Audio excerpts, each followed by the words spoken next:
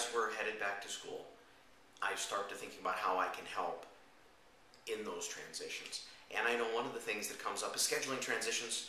We feel busy, and one of the things that seems to be a real contributor to that feeling of busyness is in some families there's a real struggle over getting homework done.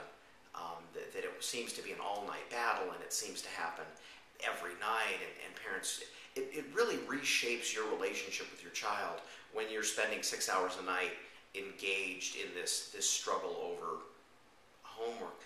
There's some other videos that I've done where I talk about why kids just they don't much care about homework. It's on some level becomes our problem as the adults, because there's very little internal motivation for a great many kids to do it or to apply their minds to it. I'm not going to get real deep into that right now. Here is a technique that many parents have used that helps to smooth that process. And so let me start with this.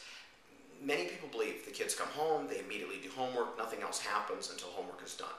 And that somehow this idea of getting to play is the incentive for the kids to get their homework done.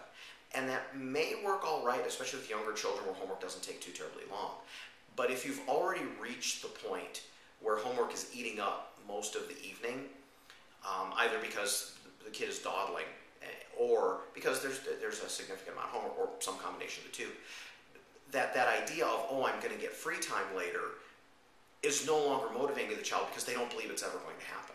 They've sort of lost hope on being effective in completing their homework, lost hope on having a chance to play, and so they just sort of sit there in front of what to them feels like this insurmountable pile of stuff that they'll never finish, and they feel as though that this is a losing battle that they don't even care to begin.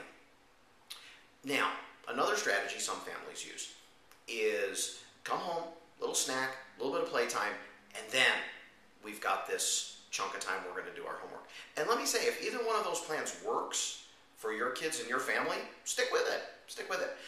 But if it's not working, again, with that play first, that break first mindset, some kids will take advantage, and they come home, they get what they want, and then they sit down in front of this big pile of stuff that they don't really know how to manage. And we've simply shifted the struggle a little bit later in the evening. And again, some families have great frustration with that. So let me share this alternative idea. The alternative idea goes something like this. You break the homework down into ridiculously small pieces at first.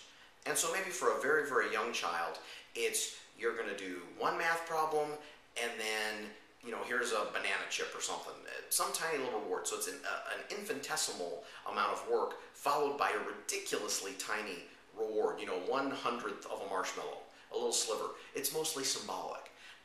And then at some point you can move them up to 2 math problems and a little snip, and then 3 or 4 math problems. And at some point you can work a kid up to maybe working independently for 3 or 4 minutes before they get some sort of little break and some sort of little reward. Obviously with an older child you have to scale the size, but the strategy itself is still very, very sound.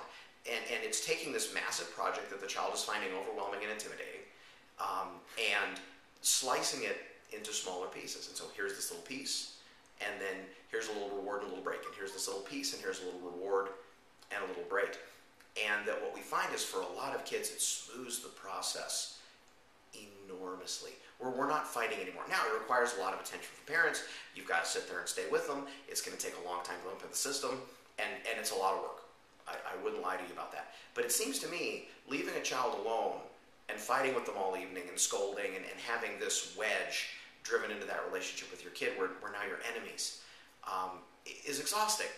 And so since you're going to use the energy anyway, you might as well sit there with them, and they do a little, you reinforce a little. They do a little, you reinforce a little. Now, I'm not saying we open the door for manipulation, because again, some kids will stall and some kids will waste a lot of time, right? And so the idea is we're working on keeping them on task, but we're also working on teaching them how to chunk big projects down into digestible bites. Now, is this magic? Is this going to work for every kid?